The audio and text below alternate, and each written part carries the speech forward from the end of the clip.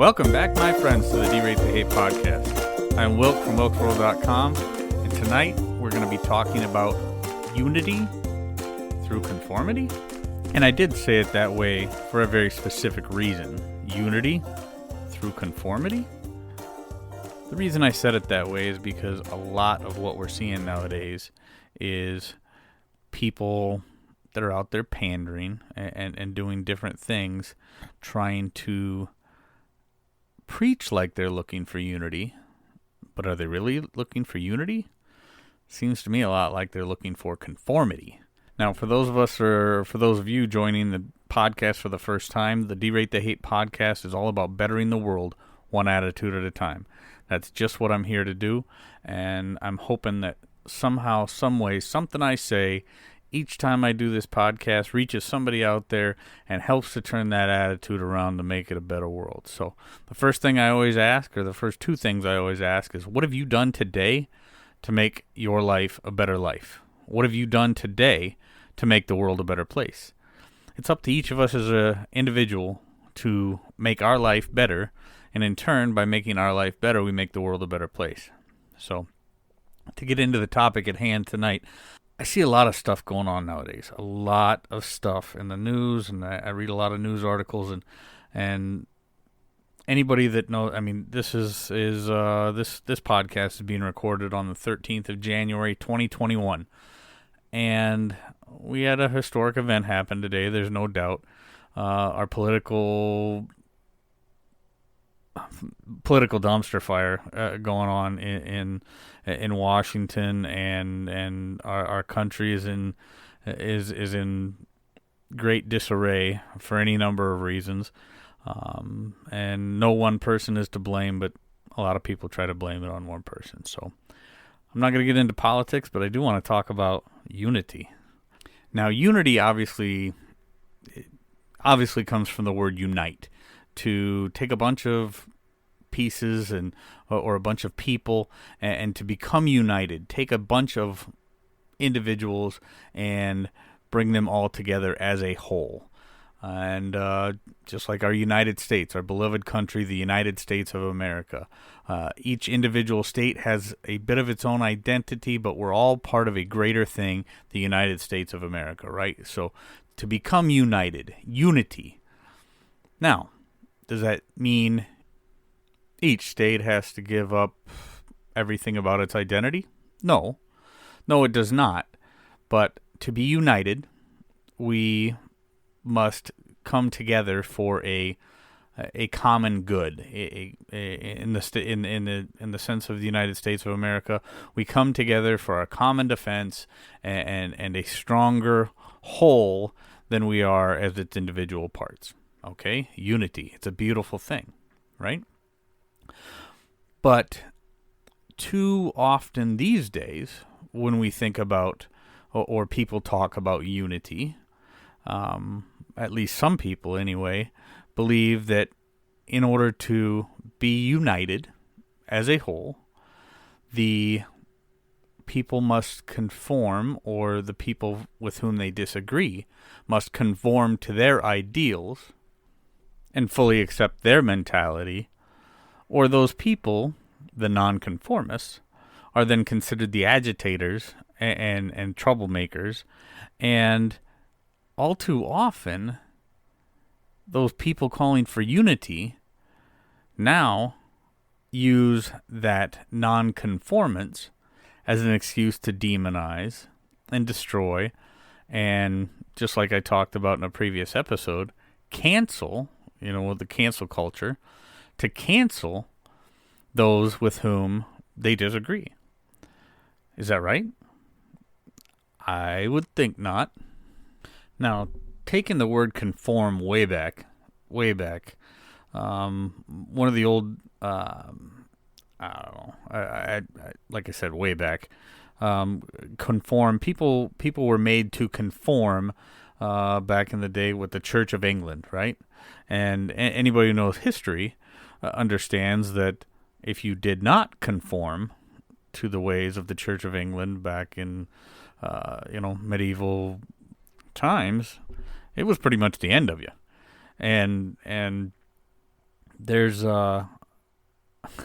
it seems to be a common thing nowadays. Again, with the cancel culture, it may not be so much as an off with your head kind of thing, but the cancel culture can certainly be as damaging. Maybe not life ending, hopefully, but the destruction being done by the cancel culture for people who are not conforming to the so-called norms of the day is just unbelievable, and quite frankly, it's horrible. So let's just put it this way: there's an awful big divide in our country these days. Anybody with eyes can see it. Anybody with ears can hear it, right? I talked about it last week in last week's episode 38, The Great Divide. Okay, there is no way to deny we have one of the greatest divides in this country that we've ever seen. Now, with that being said, there is or seems to be, like I said, people calling for unity, but they only want to unify if you conform with their way of thinking.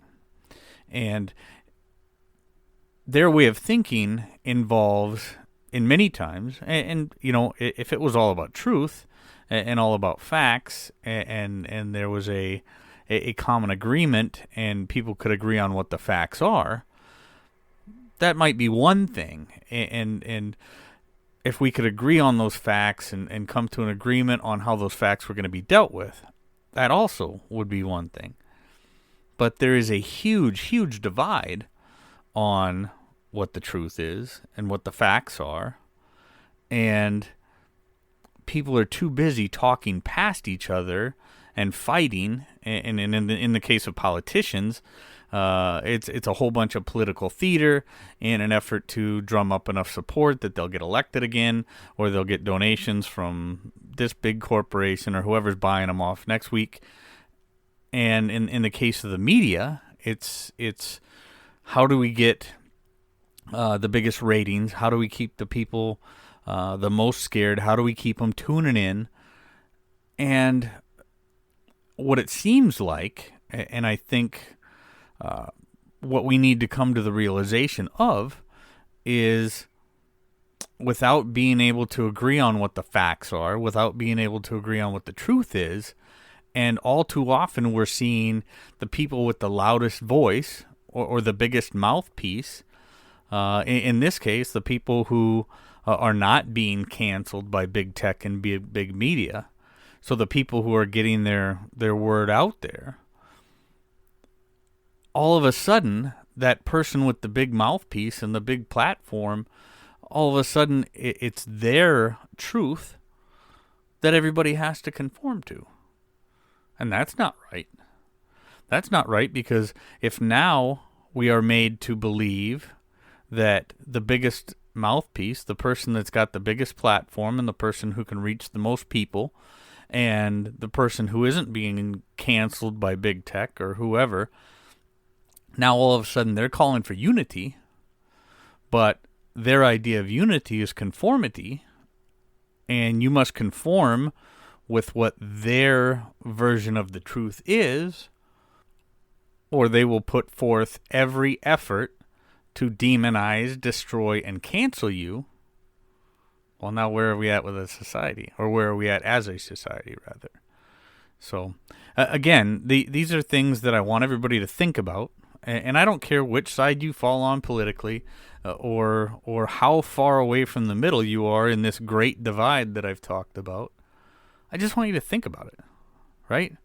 Even if you're on the side that's got the big mouthpiece and you think your side is completely right, and you can see, because most reasonable people can see if they look at it with any intellectual honesty, you can see that your side is calling for not just unity, but unity through conformity. Just stand back and say, is that right? And what happens if I fall on the other side? What happens if next time, the next time we have an election, I don't fall on the side that's got the biggest mouthpiece or the most supporters. Do I still get to have my own opinion, or do I have to put aside all my beliefs and all my morals and all my values and just fall in line and conform because that's the way that it's going to be, or I might be the next one to get canceled? So just think about that, would you? I just, that's what I want everybody to think about. So with that, I'm going to dive into this week's feel-good story. Each week I like to emphasize or tell about a story that I saw throughout the week that stood out to me.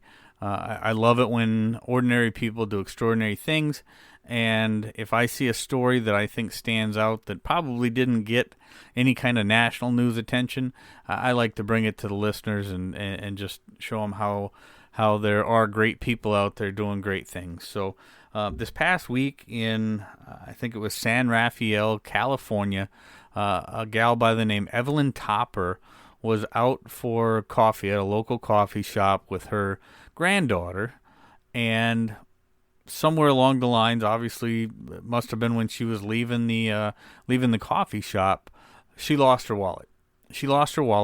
And got home, didn't even realize it till later.